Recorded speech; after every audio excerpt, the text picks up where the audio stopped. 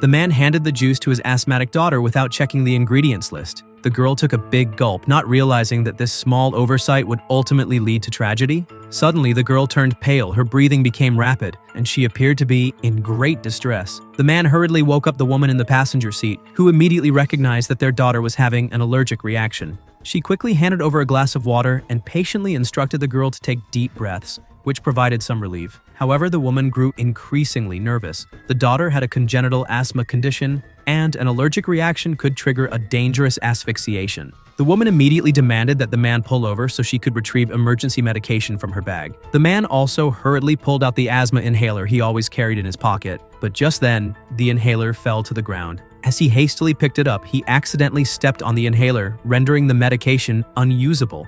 The woman rummaged through her backpack but couldn't find any medication. At this point, their son stammered that he had been so excited about the trip that morning that he had forgotten to pack his sister's medication. The couple quickly got back in the car, adjusted their direction, and prepared to turn back. Half an hour later, they returned to the gas station. The man looked at his daughter, his heart filled with remorse. Fortunately, the woman was able to buy allergy medication at the gas station, which could temporarily alleviate the symptoms. Now they just needed to rush their daughter to the hospital, and she would be out of danger. However, on the way back, the couple failed to notice the unusual road signs due to their arguing. The boy seemed to notice something and wanted to alert his parents, but he didn't speak up because of their heated argument. 2 hours later, the car was still driving on a straight road. The man only then realized the problem. They should have turned at a fork an hour ago, but they still hadn't seen any sign of it. The woman began to suspect that the man had taken the wrong road, but the road was straight with no curves. As they were arguing, the car actually returned to the gas station again. They hurriedly got out of the car trying to ask about the situation, but chillingly, the gas station was completely empty.